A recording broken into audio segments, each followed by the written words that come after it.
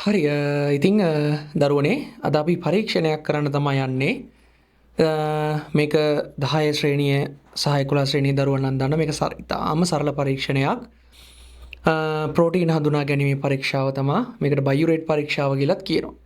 ඉතින් මේ පරීක්ෂණය කරන්න අපිට ඕන වෙන එකක් තමයි අපිට ඕන වෙන පුතා සෝඩියම් හයිඩ්‍රොක්සයිඩ් ද්‍රාවණයක්. එකක් තමයි අපිට ඕන වෙනවා සෝඩියම් හයිඩ්‍රොක්සයිඩ් ද්‍රාවණයක්. ඉතින් මේ තියෙන්නේ සෝඩියම් හයිඩ්‍රොක්සයිඩ් ද්‍රාවණය. ඊට අමතරව අපිට ඕන වෙනවා කොපර් සල්ෆේට් ද්‍රාවණයක්. ඉතින් මේ ගොඩාක් තනුක එකක් වෙන්න ඕනේ. මොකද මේ පරීක්ෂණය සිද්ධ කරන්න ලොකුවට සාන්ද්‍ර එකක් ඕන වෙන්නේ නැහැ අපිට. හරි. මේ තියෙන්නේ කොපර් සල්ෆේට් ද්‍රාවණය. ඊට අමතරව අපිට ඕන වෙනවා ප්‍රෝටීන වල ජලීය ද්‍රාවණයක්. ඉතින් මම මෙතන අද අරන් තියෙන්නේ ප්‍රෝටීන වල ජලීය ද්‍රාවණයක් විදිහට පුතා. අද මම අරන් තියෙන්නේ පරිප්පු කුඩු කරලා ඒක ජලයත් එක්ක මිශ්‍ර කරලා හදාගත්ත ද්‍රාවණයක්. ඉතින් අපි බලමු අපි කතා වෙනවා අපි කියනවා අපි අහලා තියෙනවා වගේ මේ පරිප්පු වල ප්‍රෝටීන අන්තර්ගතයිද කියලා.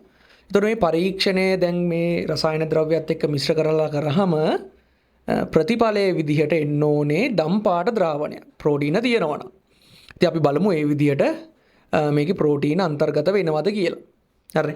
එහෙනම් මුලින්ම මම මේකට එකතු කරනවා සෝඩියම් හයිඩ්‍රොක්සයිඩ් වැඩි පරිමාවක්. මම සෝඩියම් හයිඩ්‍රොක්සයිඩ් ටිකක් වැඩිපුර මේකට එකතු කරනවා. මම මේක එකතු කරන්නම්.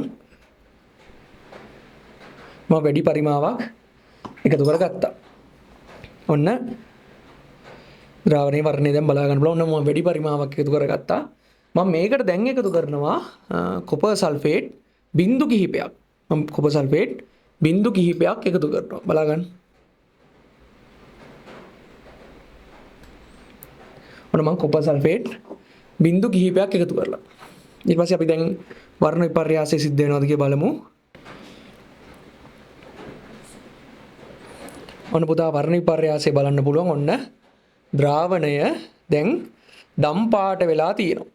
ද්‍රාවණය දම් පාට වෙලා තියෙනවා බලා ගන්න පුළුවන්. ද්‍රාවණය දම් පාට වෙලා තියෙනවා. මේක කොපර් සල්ෆේට් වැඩි ප්‍රමාණයක එකතු වෙලා තියෙනවා. නමුත් අපිට අපේක්ෂා කරපු ප්‍රතිඵලය ලැබිලා තියෙනවා. ද්‍රාවණයේ දම් පැහැති වර්ණයක් ලැබිලා තියෙනවා. ඒකෙන් කියන්න පුළුවන් අපිට මේ ද්‍රාවණයේ ප්‍රෝටීන අන්තර්ගතයි කියලා. මේක ඉතින් තාම සරල පරීක්ෂණයක්. මේකට බයුරේට් පරීක්ෂාව කියලාත් කියනවා. ඉතින් මෙන්න මේ විදිහට තමයි නිරීක්ෂණය හම්බෙන්නේ. ඔන්න අපි පරීක්ෂණයේ ආරම්භයේ තිබ්බ ද්‍රාවණයේ මෙන්න මේ වගේ වර්ණයක්. දැන් තියෙන්නේ මෙන්න මේ වගේ වර්ණයක්. මෙන්න වර්ණය. හරි මම හිතන්නේ දැන් හොඳට පේනවා. ඔන්න වර්ණය ආරම්භයේ තිබ්බේ මේ වර්ණය. ඒ ඔය විදිහට මොකද වෙලා තියෙන්නේ? පාට දම් පාටට හැරිලා තියෙනවා. ඉතින් ඒකෙන් කියන්න පුළුවන් ඇත්තට පරිප්පු වල ප්‍රෝටීන තියෙනවා කියලා.